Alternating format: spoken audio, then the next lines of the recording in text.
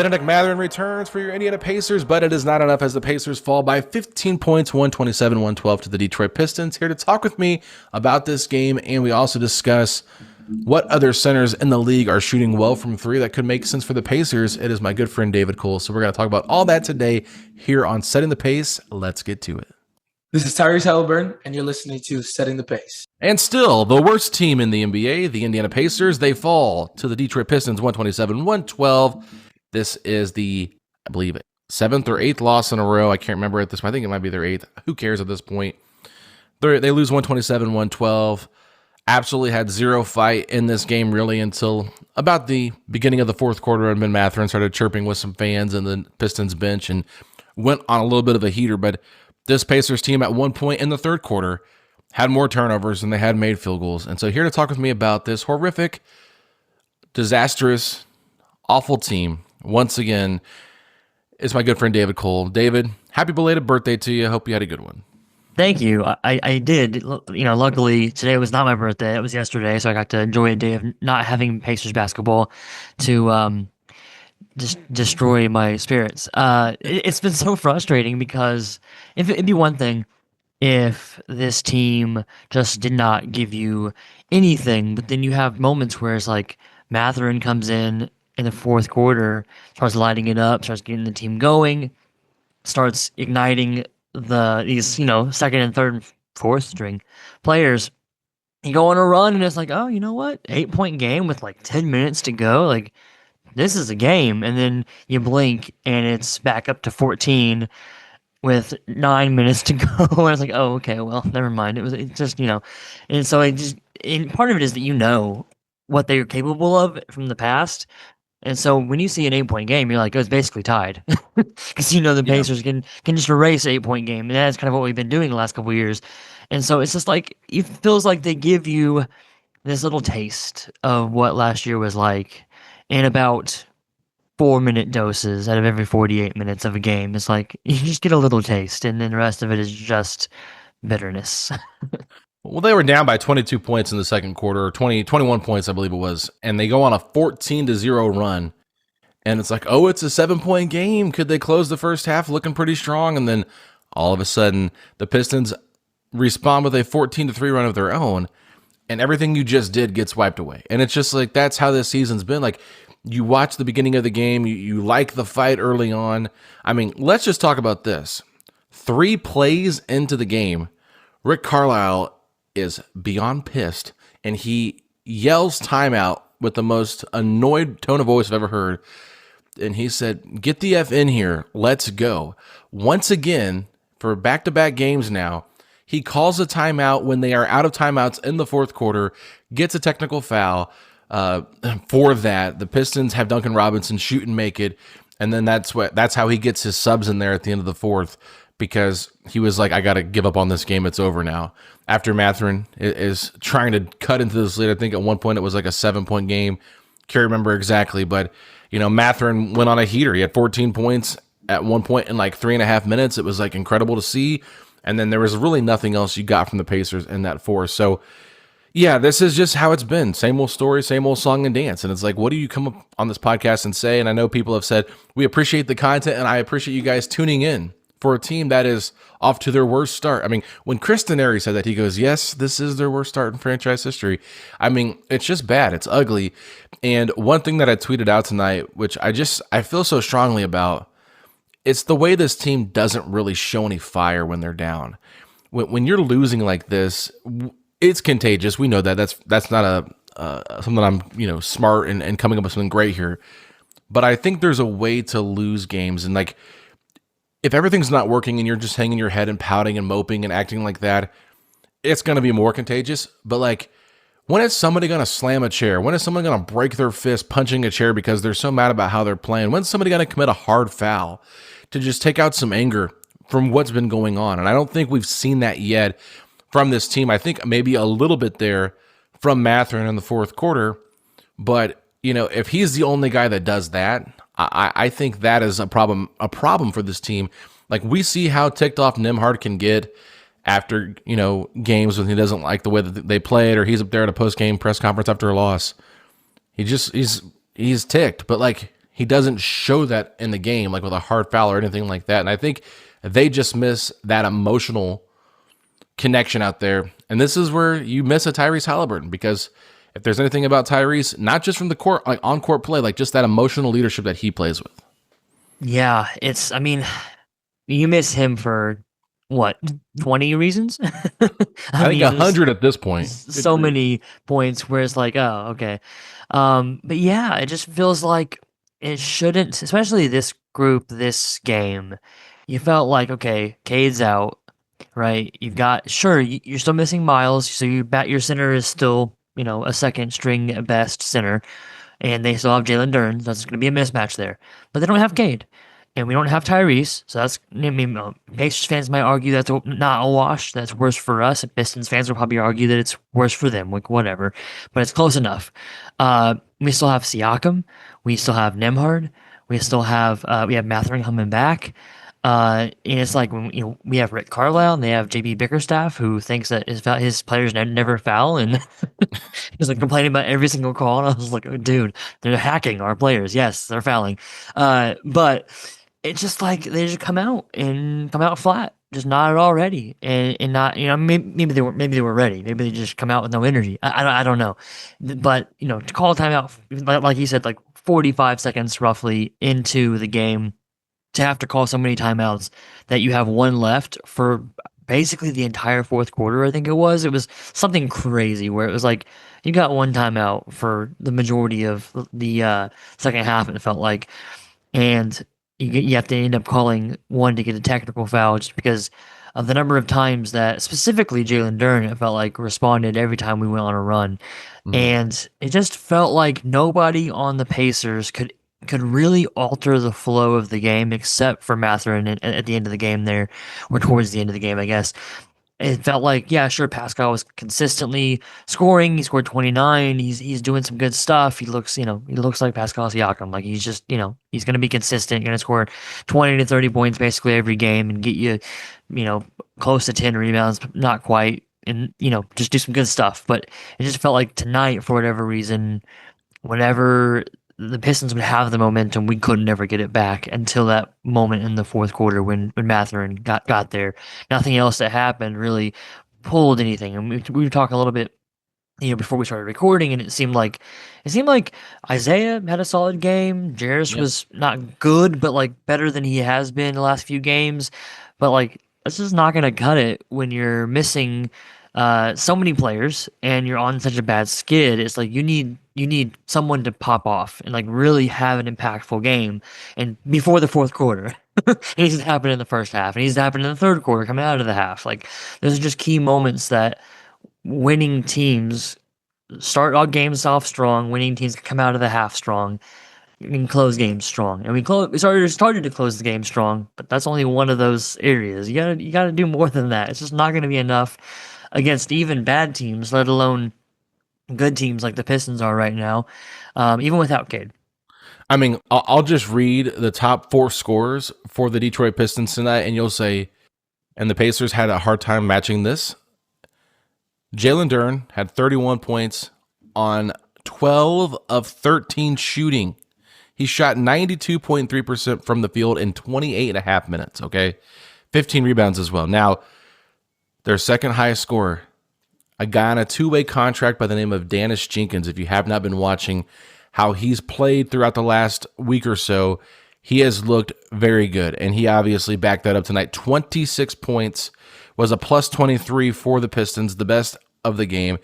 52% from the field, let me see here, 3-point percentage, he was, just 20%. But the one that he hit, it felt big because I think it was in the corner. But still, just 26 points from a guy on a 2-way contract that's starting and completely outplaying Andrew Nembhard was a problem. And then Javonte Green, their third highest scorer with 20 points off the bench, and then Duncan Robinson with 13. That is their top 4 scorers for this team. And you're saying the Pacers should have, they're not healthy. Well, the Pistons had like 7 or 8 guys that are part of their rotation. So no Tobias Harris, no Cade Cunningham, no Jaden Ivey, no Asar Thompson. That is 4 of their top 7 guys, okay? I understand you don't have Halliburton, Toppin, and Nesmith, okay, but like still, they're without a lot of scoring there. And the fact that Jalen Duren is just abusing any and every Pacers center out there on the court. I mean, the guys couldn't stay out of foul trouble. They were in foul trouble left and right. And he was like hitting jump shots. He was hitting off the dribble shots. It wasn't just around the rim like people might think. And then if he would catch it around the rim, he would body people up. But Andrew Nembhard in this game, to me, you know, we've talked a lot about this is a big opportunity for Nembhard to kind of like show what he can do. He had 15 points in this game, was a minus 14, shot 40% from the field, 33.3% from three, but he did hit all of his free throws, but still 5 turnovers for Nembhard. Not going to cut it when you are just not making shots. And we talked with Nembhard and Siakam about what went wrong against the Raptors on Saturday, and it was, our transition defense was terrible, this, that, and that. Well, then they have so many turnovers here as a team where I believe the turnovers were 21-17, and the Pistons had 30 points off turnovers. You lose the game by 15. You cut that in half, it's a closer ball game. I mean, the Pacers were just shooting themselves in the foot. Their transition defense was the problem Rick Carlisle addressed pregame, and they don't fix it. And it's like, okay. So, I mean, points in the paint, I don't have that number up here right now, I don't believe, but I can find it. Come on, the effort is just not there, and it's just ticking me off that losing this many games in a row has done nothing to, like, make them want to come out and play more fiery. And I don't know how you change that. Yeah, it's tough, and it's a little bit confusing, especially given. And I don't know, is this tired legs, like they didn't have a full summer to recover? Is this post NBA Finals hangover kind of thing? Is it just like, well, you know, if Tyrese is out out for the whole year for sure, like, you know, if maybe the coaching staff and the ownership came to the team was like, hey, it doesn't matter if you guys go 82-0, we're not bringing him back, which obviously exaggeration, but if they said, it doesn't matter if we're the 5 seed or the 6 seed in the playoffs, we're not bringing him back in the playoffs even, and maybe they made it clear. I don't know if they're just like, well, okay. I can see myself being like that, but I'm not a professional athlete, so my mentality is completely different. And these people, Siakam, these players, they're not just like Mathurin. You can imagine Mathurin being like, okay, fine, we'll just lose a bunch of games. Like, these guys aren't content with that, and they're not. That isn't. That's part of how they've gotten to this point in life, is that they have that killer mentality. They have that aggression, that confidence that they can win without whoever, without this person, that person. And like, the reality is, sure, without Halliburton, we were always going to be capped a little bit to some extent. But like, to play like what we've seen so much of the season, it is disheartening. Especially given, it felt, some of these games, it feels like there's just this weird disparity of shooting, and a lot of it comes down to, it's deeper than that. It's a lot deeper than that, I think. But specifically, I was just looking at some of the team stats for shooting in this game, and for one, the Pacers, it's atrocious. It's disgusting. 41.7% from the field, 29% from three, 73% from the line. Okay, but Pistons, also 73% from the line, shot 25.7 from three, worse. Now, they were much better from the field overall, but they were 55.5. Not insane. And a lot of that was because, like you said, Duren had 12 of 13 shots. So you take Duren's 12, and it's 36 out of 75, which is a 48%. So like 7% more than us without Duren, who was just like demolishing Tony Bradley and part of me was impressed. He's playing really well. I don't want to take that away from him or Pistons fans if you're somehow listening to this, because you're just like eating up hey, we're better than the Pacers now. Let's listen to all this post game tears from the Pacers fans. If you're listening to this, hi. But other than that, and also it was kind of like, yeah, I mean, it is Tony Bradley. Like, he was terrible, but like, it's Tony Bradley. This is not Miles Turner or a starting caliber center. He was really bad though, and Duren ate him up the whole game long, and anybody else too. But he was just dominant in the paint. Before moving any further, I got to tell everybody about our great sponsor here of our post-game shows. It's our good friend over at the Ripple Bagel and Deli in Mile. They making money off of this podcast sponsorship because we've got a deal with them that you get a free cider drink if the Pacers win. Well, the Pacers have not yet won since we have set up this sponsorship, so they are making some serious money by not giving out a free cider drink. But I'm telling you guys, if you want to try one of their amazing sandwiches, get down to Ripple Bagel and Deli in the heart of Broad Ripple and try one. So many different variations, so many different combinations of bagels you can try with different types of meats and cheeses and condiments. I'm telling you, there's definitely different options too with the garden, what you want to put on it. So if you're a fan of this podcast and you want to try the official Setting the Pace sandwich at Ripple Bagel and Deli, it is salami, turkey, and pastrami, the S, the T, and the P, with cream cheese. I believe there's lettuce on an everything bagel. Now look, you can modify it if you don't like all that stuff. That's fine. Even if you don't like that combination, like I said, they have plenty down there. So make sure you check them out. Let them know you found out about them on Setting the Pace. And the owner of that Ripple Bagel Deli is my good friend Todd. And so I just think if you guys meet Todd, you'll really like him. So we really appreciate all of the hard work they put in to making Ripple Bagel and Deli great. And it would be nice if the Pacers could follow suit and just play a little bit harder. But David, I want to get back to what you were saying here about the shooting. And I've got the stats pulled up right here in front of me on Pivot Fade. 2-pointers, okay? 2-pointers in this game. The Pacers shoot 49.1% from 2. 26 to 53. The Pistons also took 53 shots, but they made 39 out of 53, which is a 73.6% from the 2-point area. So this is where it gets a little bit outlandish. They go 6 of 7, the Pistons do, in the mid-range. 85.7%. 11 of 21 inside the paint, which is 52.4%. 22 of 25 in the restricted area, 88%. The Pacers, on the other hand, they shoot 2 of 7 from the mid-range, which is 28%. 10 of 23 in the paint, 43.5%, and then 14 of 23 in the restricted area. And it just kind of like, to sum this up, okay, go back to I believe it was the fourth quarter. Tony Bradley gets the ball. He shoots. Isaiah Stewart blocks a shot. Tony Bradley gets the rebound off the block shot, shoots it again over Isaiah Stewart. Isaiah Stewart blocks it again. Tony Bradley somehow gets another opportunity after the block shot comes right back to him, and then he misses a clean look at the rim. So, look, I have been hammering that Tony Bradley has been the most consistent center for this Pacers team. That is not me saying that I think Tony Bradley is the answer at center. It just means that when you've had issues here with your center position, he has been the most consistent. Now, look, he's been starting, but tonight he didn't start. Isaiah Jackson started. I thought Isaiah looked better.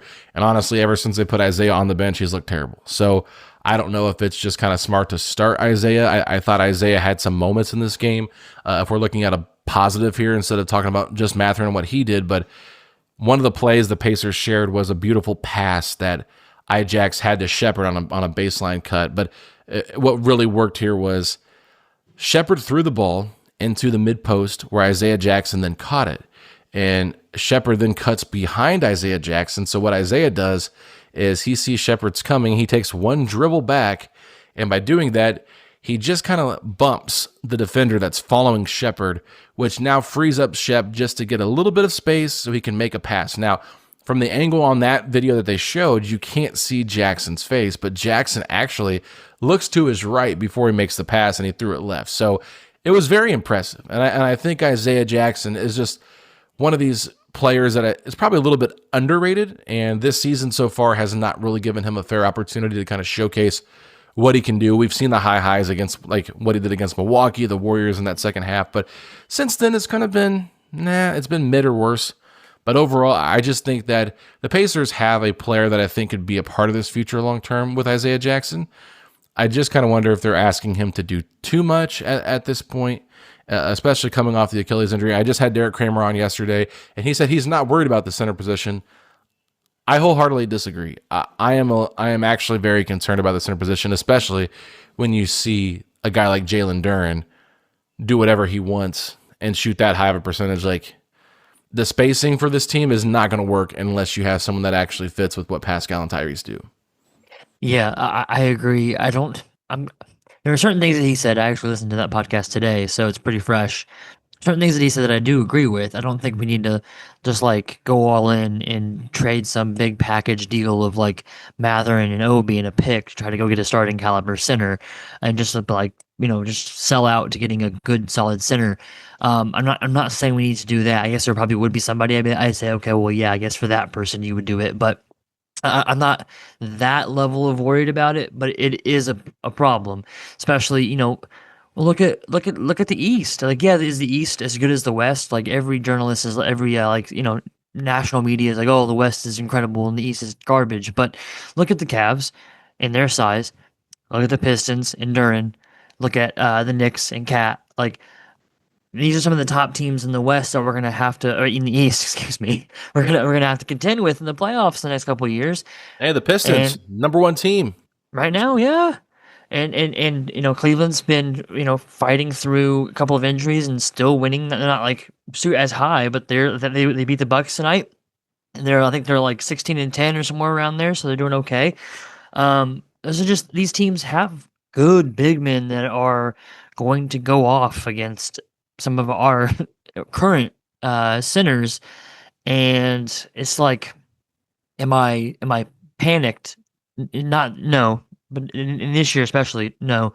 But yes, we're asking Ajax to do way too much, and maybe in a year with fully back, knocked all the rust off. He's 100% from the Achilles. He can trust his body again. There's times where I'm like, I don't think he's fully like trusting. And I think he's still a little bit apprehensive occasionally, and maybe some of that is just not in his bag. Mhm. Like there's multiple times in the second half where he'd get the ball in the mid range and there'd be nobody around him. And Duran or whoever was guarding him would just kind of like sink back a couple feet, and they would there's this little bubble like by the free throw line of just like space for Ajax to do whatever, and he would just Yeah. stand there and look around for help to pass the ball out. And I'm like, you are in the core of the half court here, and you could shoot a mid-range, like free throw line kind of ish shot. You could drive to the basket. They're giving you space to get, ahead of steam. You could fake the drive and pass. There's all kinds of different things you could do, and you're just standing there. And so it's like, is this just not something he's capable of doing at this point, or is it a issue of him trusting his body? Is it, there's lots of possible reasons, but it's that kind of stuff paired then along with the fact that we have nobody who can stop any good offensive center. Uh, it makes you feel like you have to be thinking about that to some extent. You have to go get somebody in free agency, make a reasonable trade. Like I said, I don't want us to just trade people that are a core piece of like this team's identity. Like even like an Obi Toppin, is he the level of talent of some of the centers we could go trade for? No, but he's pretty important to the team chemistry. I think he seems like he's pretty important to that. He's pretty important to our philosophy as a team in terms of how we play basketball. And I just don't want to be in a hurry to trade away players in the middle of a season where we're missing multiple starters and multiple key backups and all of that. So I'm kind of like, there were certain things that Derek said that I was like, yeah, I agree with that. But I was overall like, definitely don't think we have the starting center on this roster right now. Yeah, and it's tough to look across the league and be like, okay, this is the guy that makes the most sense, because if you're looking at anything to trade, you're going to have to trade somebody of importance. Now, could you, like the name that I threw out recently, like Yves Missy, like I don't think he's going to cost as much, but he's still not a shooter, right? So like that's still a little bit of your problem with what you're trying to do, but at least there are aspects of his game that I really like. And this is where you really realize how important Obi Toppin is to this team and his health, because I understand like he wasn't shooting the ball particularly well at the beginning of the year, and I think part of that is because the pace did look a little bit slower, even though I think the numbers might have said they played faster at some point. But if you watch the half-court offense tonight against Detroit, it was terrible. Like, it was a lot of like stand there, try to get your guy, beat off isolation, and then kick it out to somebody, and then the next person plays isolation. It's not like the random movement Pacers basketball we've seen with Tyrese Halliburton. And that was like my biggest question in the offseason. It's like, how do you play Tyrese Halliburton basketball without Tyrese Halliburton? Well, the answer is you cannot. And this team clearly is just making a great case for why Tyrese Halliburton might be truly the most valuable player to the success of this Indiana Pacers team, and really any team in the NBA with how they're currently built. Because yeah, there might be nights where like if Halliburton's like playing fully throughout the season and he doesn't play in one game where the team might still win. But you see like just how drastic the drop off is with this group from an emotional standpoint and also from just a competitive standpoint. Like, he is such an ultimate competitor that when you don't have that fire, like, he's even feeling it on the bench right now. You just, like, there's a video of him kind of moping and things like that. So it's tough, but I will say this, like, you bring up Obi Toppin, like I was saying, like, the floor spacing for him, though, is huge because you have to respect him. And right now, you bring up Isaiah Jackson. It's like, what are you going to do if you have all the space? And I remember he took a mid-range jumper in the Pacers fan jam. It was like the first shot of the game.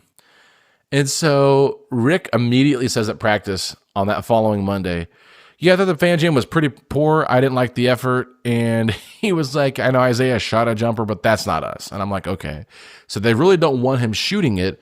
And then you also think about when Chris Duarte was here and he was, hitting mid-range shots but wasn't taking a ton of them. He said, the mid-range is jail. And like, that's what Rick Carlisle and their coaching staff had deemed it, was jail. And so I think when you're looking at how the Pacers really want to play philosophically, it comes down to living in the paint and then hitting your open threes. They're, as far as I remember last I checked, the worst shooting team in the NBA. So when you can't hit your shots, you can't stop a nosebleed, you can't get in the paint. I mean, Pascal's getting shaded with 2 or 3 guys every single time, and that's because you have no outside threat from 3. Like, okay, yeah, Tony Bradley's on an island out there at the three-point line because who wants to guard Tony Bradley at the three-point line? You live with that shot every day. Same with Isaiah Jackson and anybody else you really want to put out there besides maybe Jay Huff, who at least is a threat, but still, like, he's so bad on defense, like, you're losing just as much on the other end with that. Now, he might block some shots, and I think fans will get excited about that, but they're playing him some at the backup 4 now. This is just a really weird spot to be in, and I'm sure the Pacers are doing their due diligence of circling the league of centers and just who could be available and who could potentially help them. But yeah, it is a bigger problem than the center spot, but I just think that the way the floor spacing is right now, and honestly, like, something else I wanted to bring up, I'll get to in a second. I'm not going to talk anymore. I've been rambling for too long about the centers, but that is where I'm at. I'll bring up this point in a second. I want to save it because I don't want to just throw it all together. But the center spot is rough. Yeah, and you bring up Jay Huff, and like, man, he's like, he hit a 3 tonight. Yay! Like, he did the thing. I don't know. Like, it's hard for me to get excited. I felt like Isaiah Jackson was solid tonight, and there were a lot of times where he was effective in the low post. 6 of 7 from the field, by the way. Yeah, and that was good. He's not good enough defensively, and I don't know what it is. And maybe Duran's just like gotten that much better. Maybe he has. I'm not trying to be like, oh, Isaiah Jackson should be able to stop Duran, but you can't make him miss one more shot. Like he could have gone 12 of 14 instead of, you know what I mean? Just like a little bit better on defense. And yeah, the spacing, you mentioned the spacing has been rough, and I think it's kind of somewhat of a snowball effect. This is what I've been talking about some with Stacy, because she's like, I don't understand. We just cannot make a shot. Stacy, my wife, by the way, for context for listeners that don't have any idea who I am. And I'm like, yeah, but to some extent, like, it is a matter of you don't have Halliburton, so now Andrew's taking his place. So then if Andrew's taking Tyrese's place, who's taking Andrew's place? Well, it's Mathurin when he's healthy, but he's not been healthy. So then it's like this snowball of like, okay, so now you're putting the bench players in with the starters because you're missing starters, and then you start missing bench players too, and you have Obi out. Yeah, we had TJ out for a while, and it's like that snowball has fallen so far down that we're starting 10-day players. We're getting players that rookies that.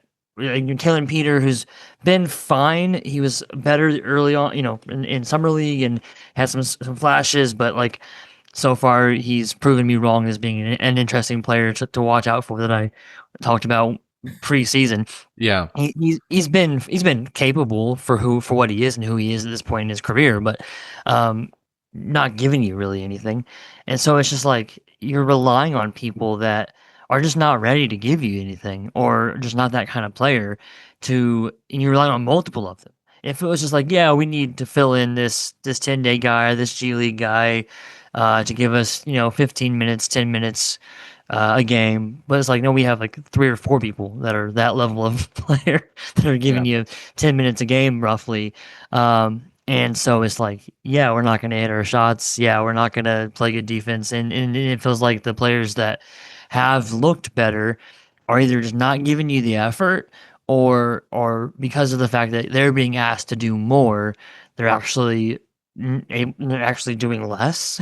Like, because of the Yeah. fact that it's like, I mean, not everybody. That's not true of everybody. And I don't feel like Pascal is doing less, but it just feels like Andrew so far has been one of the most disappointing players of the season, and part of that is it's difficult because he's missed so much time that it's hard to. I don't feel like I'm giving him a fair shake, but we all came into this with like this guy could be like most improved player type, and he was, even people that aren't Pacers fans and talk that know the NBA had him as potentially a candidate, right? He gets hurt early, so obviously that could totally change in a few games. He could go off next game on Wednesday. I'd love to see it, but it seems like he is not the kind of player that can be the primary lead ball handler like Tyrese was, and then go play great defense and do everything like that, which is fine. That's not what it didn't surprise me, I guess, but I hoped. So Right. Right. it's been rough.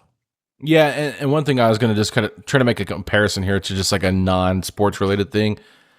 One thing that I know a lot of people are a fan of is The Office, right? And it's kind of like you watch the first 6 seasons, you love it. It's like, oh, this season's really funny, all these great characters, but like, who is the star of the show? Michael Scott. And without Michael Scott, like, it's like it's got good elements of it with Jim and Dwight and Pam and Kelly, and I can go through the whole list of characters that just fit their role so well. But when you lose Michael Scott from The Office, it did dip a little bit. And so I know they still had strong supporting characters there, but it just didn't feel like The Office, right? And so when he makes his return for the wedding, it's kind of like, okay, I could kind of get that closure now that I need. And this is kind of where I'm kind of tying this reference in here with the Pacers. It's because Halliburton is your Michael Scott. And it's like he is not the goofball that Michael Scott is, but he just carries the show. And there's just so much that relies on that, comedic relief and comedic timing from Michael Scott. And it makes everything work. And you're just missing that from Halliburton because he's the connector of everybody. And Siakam, like, he's been putting up the numbers, but to me, it almost seems like he's going through the motions at times. And it's like when they start losing the lead, he just kind of like, gets kind of frustrated, rolls his eyes, and says all the right things post game and stuff like that. Like, he knows like they got to be better, but like, you can say whatever you want to say. It doesn't really matter if your actions don't prove it on the court. And to me, like, it's a matter of just like, if we saw Nembhard, Mathurin, and Siakam really just get out there and get after it like it was a playoff game in like the first quarter, would it set the tone for the rest of the team? I think it probably would.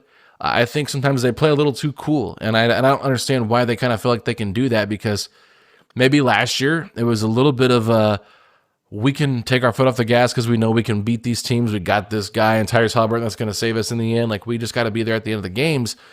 You can't do that when you're getting down by 20 plus points in the second quarter and then just scratching and clawing the whole way back because you just use so much energy. And one player that was a huge part of the Pacers' success last year was TJ McConnell. And we have definitely, I know it's still early, and I'm not trying to criticize him, but the burst is not there from TJ right now. People have asked me, like, what's he look like? I said, he looks out of shape. And as you get older and you have a long season like TJ had, it is a little bit worrisome to me. Now, I'm not saying I'm overly concerned, but I just think that the fact that he's not been able to go out there and just impact the game like we've seen him do, it just kind of feels like when he's out there, he's just another guy. And that's not who TJ McConnell is. Even when the roster is down bad, usually McConnell will come in there. Like, we saw it. I think against Phoenix, he came in his first game back, had like 8 points, 12 points, whatever it was, like pretty quick. But since then, it's kind of been like, nothing really there exciting from him. And it's kind of like going through the motions a little bit for him too. Like, he just looks like he's just not as connected. And I know they're playing with a lot of weird different lineups out there too. I think it was their 10th different starting lineup in 14 games. So I get all the continuity issues, but for McConnell, maybe after a couple of weeks, he starts to play a lot better because he's in better shape. But right now, it just looks like this is a guy that, I don't know, it feels like he is showing signs of aging, but I can't make that overreaction after 3 games with the team being as bad as they have been. But I'm keeping an eye on it. I think it's very worrisome a little bit at this point.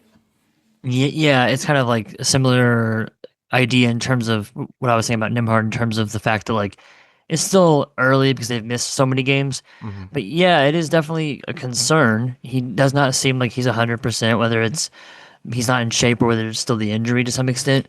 Um, but yeah, he cannot come in and impact the game. He hasn't been able to come in and impact the game anywhere near the same level. There was a play defensively we got just totally blown by, and then Rick pulled him out immediately because he was just like, it's clearly he's just not there yet.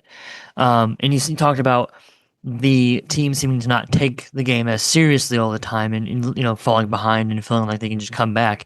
And it's interesting because I had the thought tonight.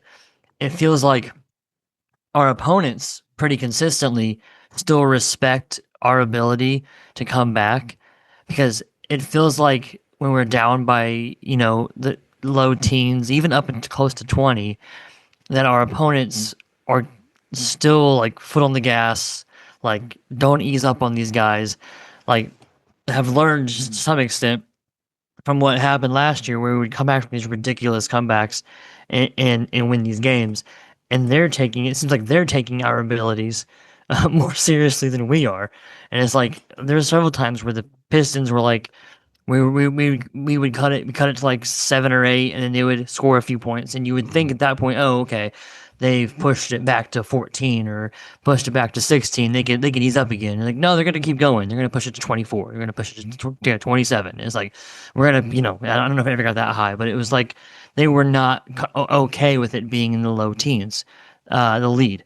They wanted it to be 18 to 20 because it just felt like they were like, no, we don't want to give them any chance to come back because if we do, they might. And just the fact that our opponent is aware of that, but we don't seem to like put ourselves in that position early on is frustrating. It is frustrating. It is. And this is where I think everybody is just kind of tuned out right now. Fans are tuned out. Players are tuned out. I don't know how the coaching staff feels, but you can just tell like Rick is like, if Rick is your most fiery player, like fiery person on the court, at some point, like when you're losing like this, I'm sure like his words probably fall on deaf ears. And I honestly have no idea what the behind the scenes aspect of it is like for Tyrese Halliburton. But this is where we're talking about that emotional leader. Like, even though he's not on the court, could he hold a players only meeting? Like, I think they would respect it and listen quite a bit. And if he maybe got a little bit more vocal, like I know everybody wants to be positive, but I just feel like, we always say the best ability is availability.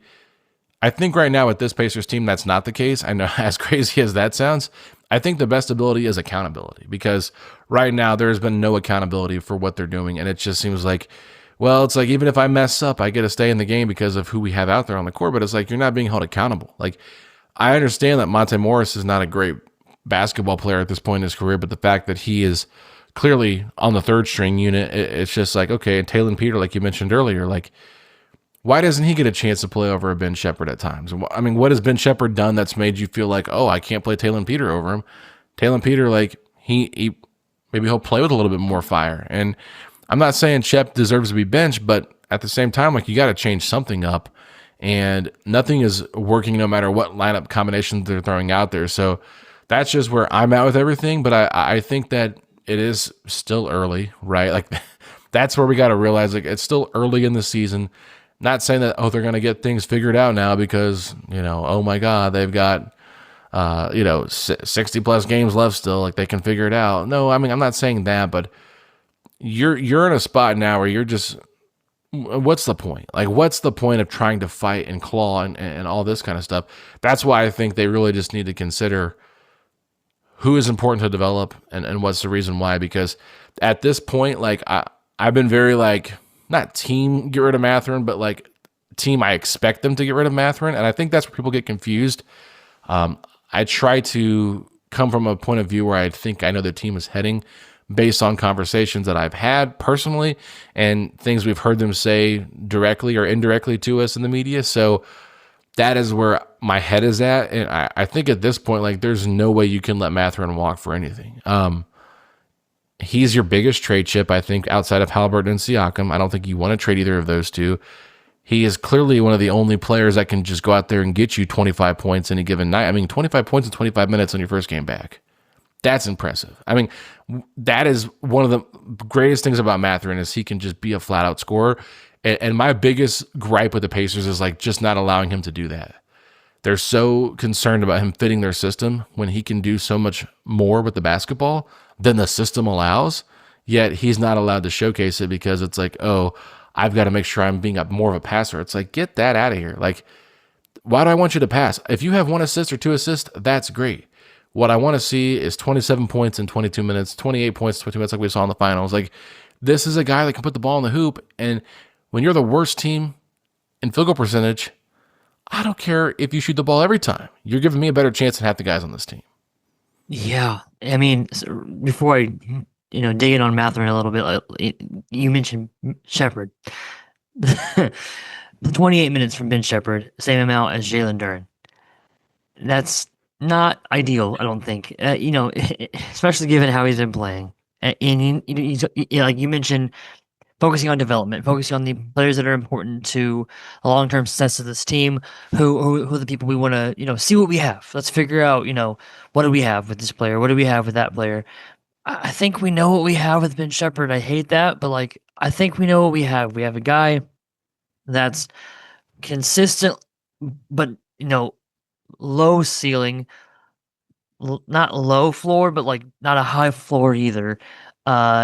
It should have been a shooter. Seems like he should be a shooter. I feel like every time he shoots it, it looks good, like it's gonna go in, and it never does.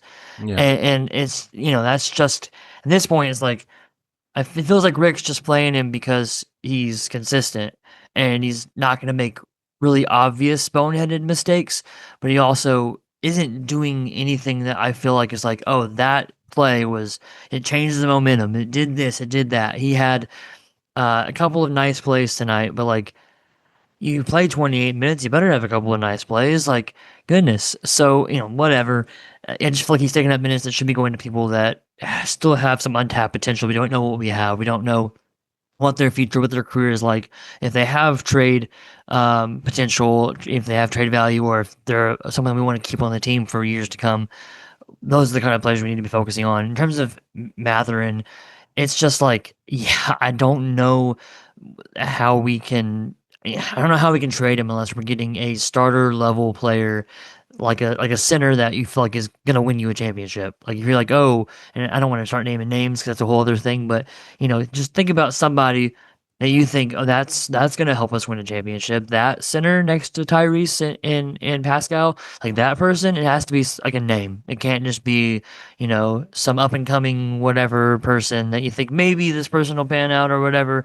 Because it just feels like any of the struggles when we look really really bad. The reason why I feel like we look really bad is because we don't have anybody that can really create, that can really do anything. And Pascal can, but when he goes to the bench, it's like, okay, now what? You have Andrew creating, and he can at times do some pretty sick stuff with the ball. We saw that last game against the Raptors, where we had people on their hands and knees.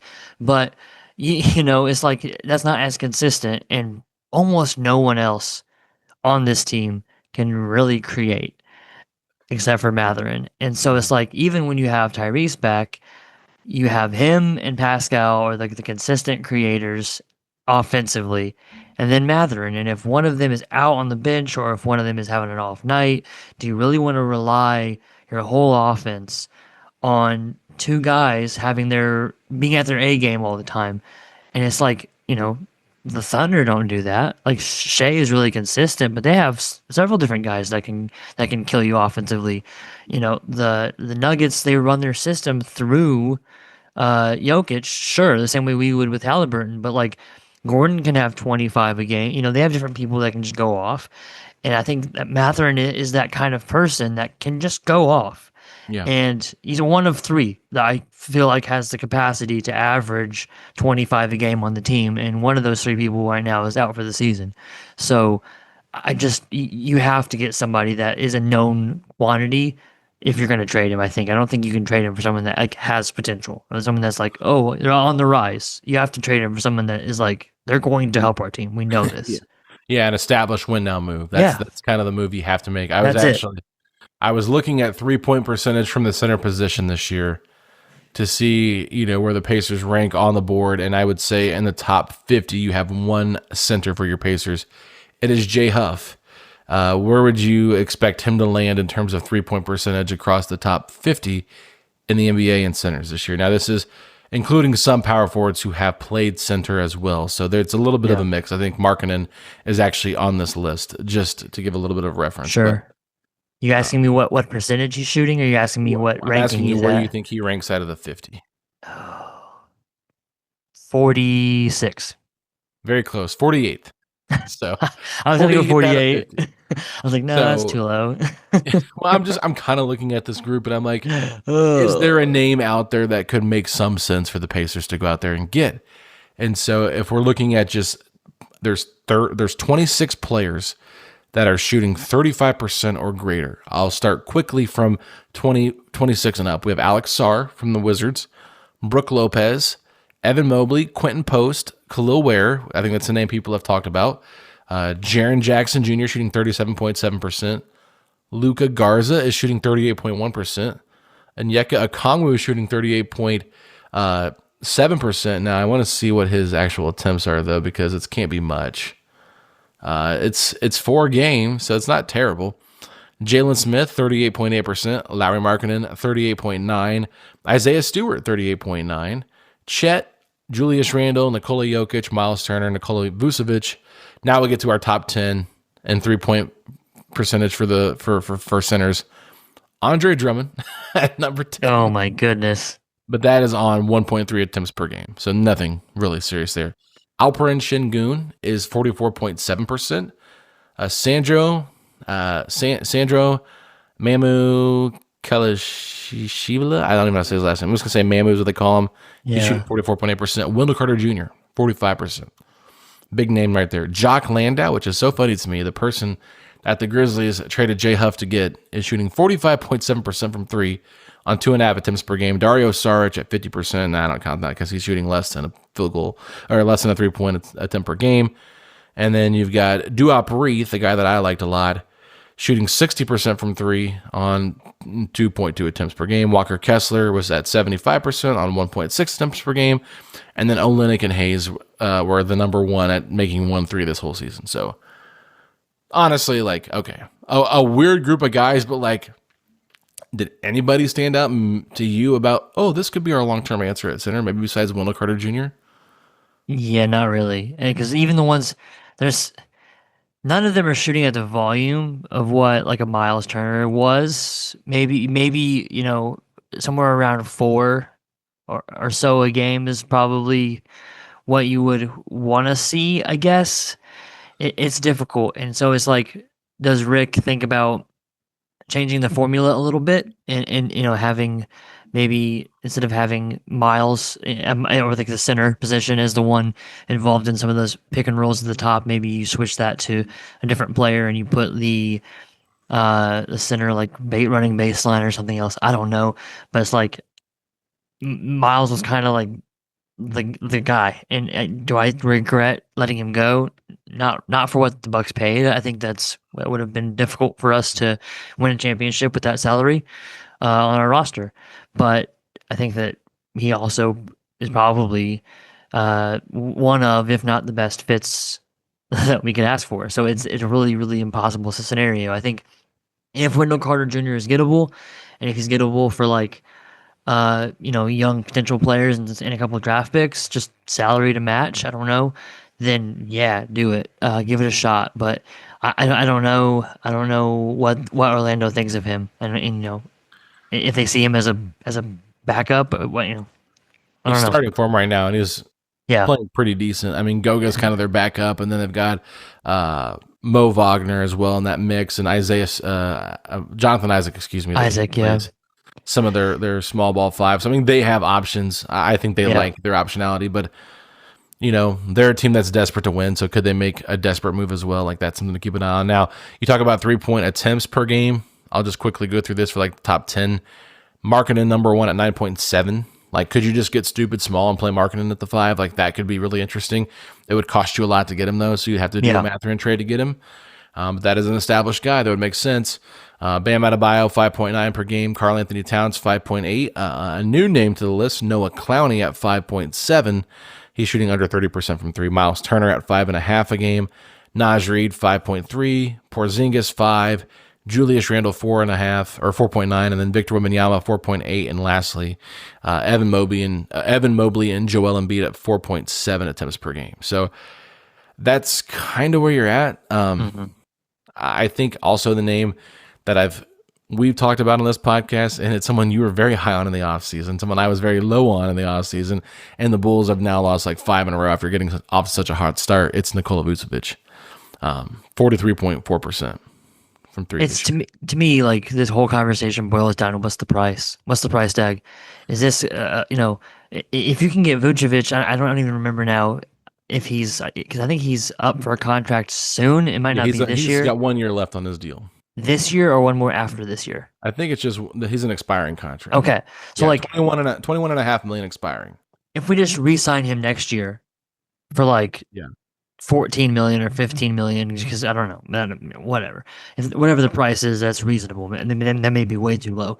It just depends on what his market is, because like I don't feel like his market would be robust.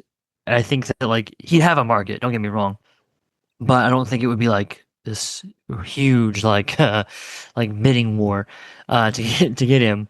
No. But I think that like he fits us better than he fits most teams in the league. And if you can bring in a veteran that's just gonna like be consistent and be solid, I wouldn't. There are worse things we could do. Don't get me. There are worse things we could do. And is there a world where we could get him and maybe keep Mathurin still?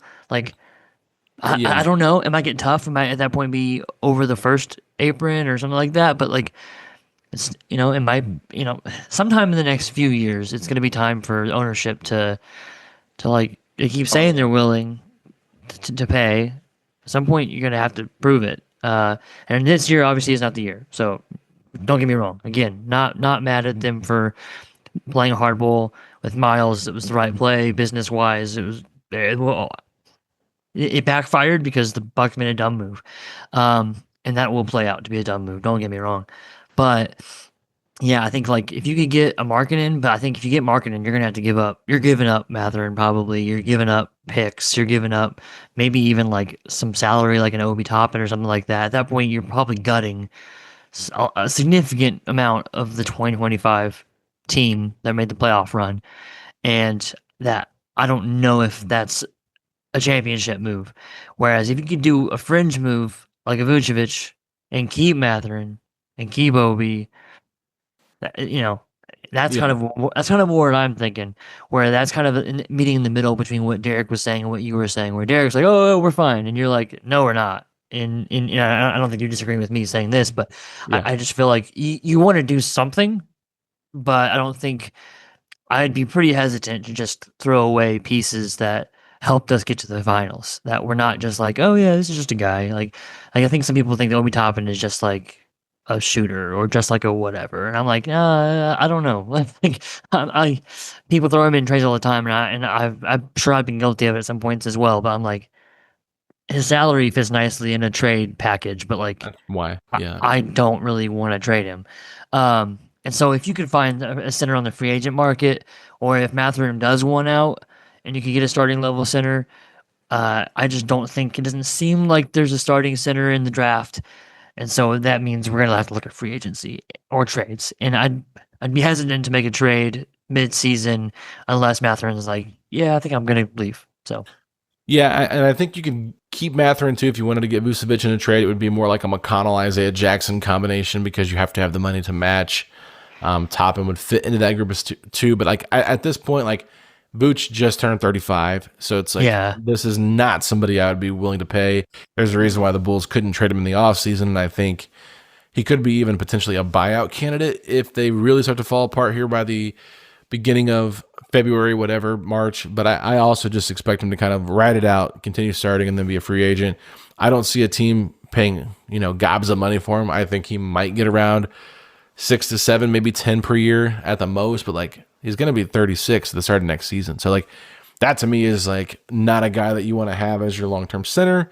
And then what's really interesting right now is Wendell Carter Jr.'s contract is only 10.85 or it's 10,850,000. So Wow.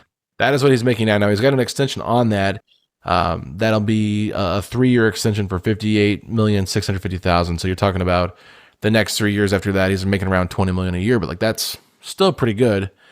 And you could do some kind of trade package of Wendell Carter Jr. and Jet Howard for Isaiah Jackson, Jarris Walker plus picks, right? Yeah.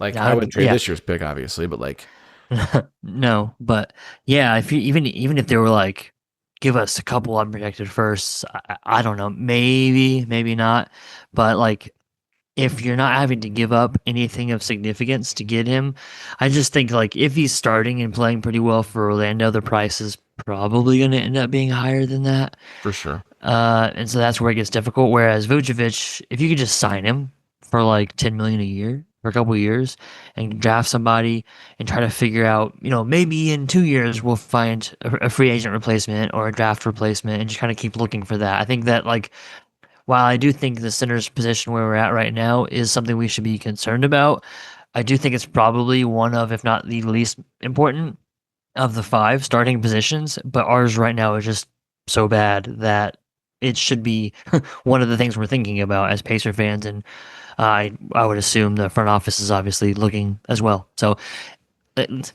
something to focus on, something to worry about, but not something to panic about. And I don't think it's the number one most important position on the court. That's for sure. So, yeah, it's the least important of the 5, but I do think that if they don't find the right type of fitting center, it is going to impact how they look at this or how they just look moving forward with Halliburton coming back even. Because, if you're going to shade Pascal so much or like just play off Tyrese so much and kind of, or not Tyrese, whoever's setting the screen for Tyrese, like, and he's not a threat from outside, like, which is what made Turner so special and like why they were such a dynamic pick and roll duo is because Turner was just a threat from outside. Now, we know Turner's pretty inconsistent and he would have really good games with like a great shooting percentage and then follow it up with a bad shooting percentage game and they would just kind of even each other out. But still, like just the threat of him out there was huge. And right now you only have one guy that can do that, and it's Jay Huff. And he's, kind of proven to be like one of these guys that outside of blocking shots and hitting the occasional 3, like there's not much to be desired.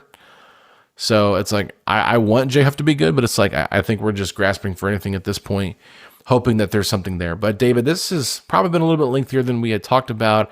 And I don't mean to just dive too much into the centers, but like after a post-game recap where you lose again by 15 plus points, it's 6 consecutive losses of 15 plus points or more as a point differential. And we were talking off air as well. The Pacers have not won a quarter of basketball since the second quarter of the Denver Nuggets game. They finally do that in the fourth quarter of this Pistons game. So they break the streak of getting outscored in a quarter, but like it's just really bad. The vibes are terrible right now, and so everything seems so doom and gloom because it is. It's like there's no sugarcoating it anymore. Like Halliburton's not coming back to save the day. Toppin won't be back till at least February, but I think it'll be later than that. Neesmith's going to be out a month, so you gotta learn how to deal with what you got. And we talk a lot about Jenkins tonight, right, for Detroit, guy in a 2-way deal playing his tail off, and what is he doing? He's getting rewarded.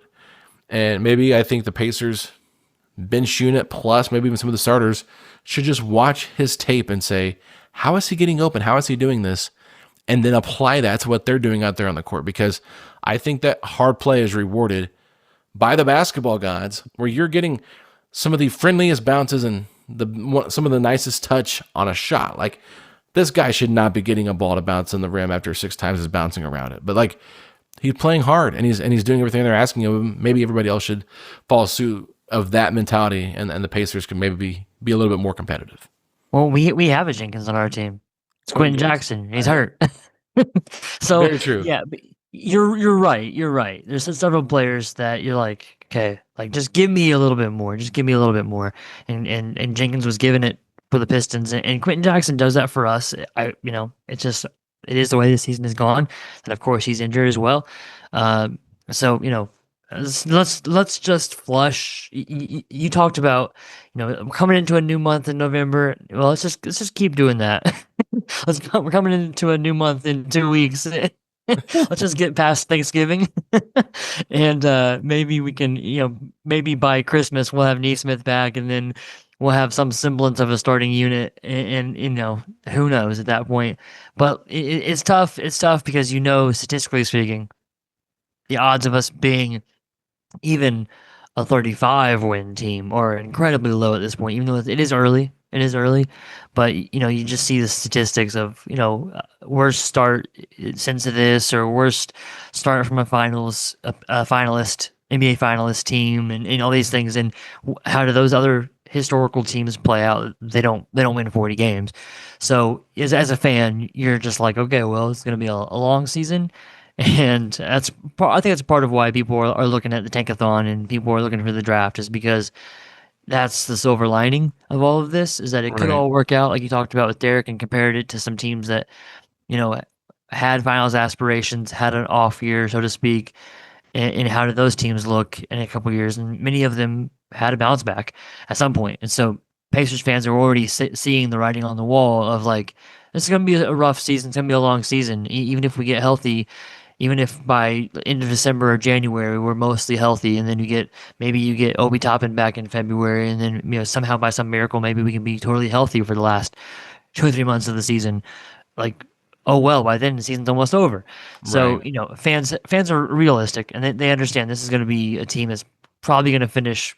I would almost guarantee bottom 10. Good shot, it's even lower than that. And so you're finding any silver lining. I don't fault you. Let's look forward to the tankathon, I guess. I don't know what else to say. Let's look at Tankathon. Let's look at the trade machine. Let's look at the draft prospects coming up, and let's look at these young guys on this roster and see what they can do. Like, I mean, I can't stand watching this team right now. It's got to that point where it's like I would literally rather be doing anything, and it feels like a chore to watch my favorite team play basketball. And like the excitement I get for like media day and training camp and first preseason game, it's like through the roof. And now it's just like, do I have to do this? So that's where we're at. But I will say this, it is Fachi's birthday. So ladies and gentlemen, if you're listening to this on Tuesday, the 18th, it was yesterday. Fachi's birthday is November 17th. I know that he acts like he is like a 40-some-year-old man, 50-some-year-old man with how old he acts, but I think he's actually like a year older than me. So I think he just turned 34. So it's not like Fachi is that old, but by the way he acts, you would think he is more 64 than 34. But the dad jokes as well. But, obviously no pep in the step for Fachi this season at all. So I'm hoping that at least with his surprise party that he had on Sunday that his wife threw for him, he is enjoying that and just celebrating himself, because right now there's nothing else to celebrate at this point. So, David, I would like to ask, are you taking over as the president of the Jermaine O'Neal fan club? I've thought about it. I think that like the Jermaine O'Neal fan club should probably not be a dictatorship. And I think that it has been for a long time. Mm. And Fachi has just kind of been like, oh yeah, that's me. And like no one's had the courage to stand up to the bully of the Jermaine O'Neal fan club. And I'm here to say this guy, this dictator, is coming in and saying, oh, I'm the president. Can't even say happy birthday to Jermaine O'Neal on his birthday. Yeah. And, as someone who clearly cares about birthdays, because he's missed like a whole week for birthday festivities, he should know birthdays. Yeah. So I'm not here it. to say that I should be the president. I'm just here to say we should have an election of some sort. We should have some voting, some rules, we can put together a constitution. But in my opinion, Michael J. Fachi's his time is done. His time is done. His term is up, right? He served a few terms too many. I think maybe even a legal term somewhere in there. Yeah, I would agree. I mean, and I will just say this, David, I mentioned it on last episode. I'm going to tease it again. One of our listeners has contacted me and said that they have a Jermaine O'Neal Boston Celtics jersey. And Fachi has been saying, I need a Suns jersey, I need a Warriors jersey, I need a Celtics Jermaine O'Neal jersey. If you've got it, please let me know. I will do anything to get that from you. Well, we'll see if Fachi will do anything. And that is all I'm going to say, because I do not want to spoil. Because I know Fachi, here's the thing, Fachi does not listen to any episode he is not on. Fachi only listens to Setting the Pace when he is on the show. So I know he is not hearing this right now, but I'm very excited to see how this all plays out, if it plays out the way we think it could. So he wants that Celtics Jermaine O'Neal jersey. The real president of the Jermaine O'Neal fan club would do anything for it. Will Michael J. Facci? Find out in the next couple weeks. We appreciate you all listening to today's show. We'll be back tomorrow. Facci will finally be back. We have not recorded together since November 6th. That is how long it has been since I have seen my redheaded friend in front of me on this Zoom call. So he'll be back tomorrow. We're going to be 3 episodes strong in a row. So finally, he's charged up and ready to talk about this team. So I will kind of let him do that and take a back seat to his opinion. So Pacer Nation, we appreciate you all for tuning in, and we'll be back tomorrow. Peace out, Pacer Nation.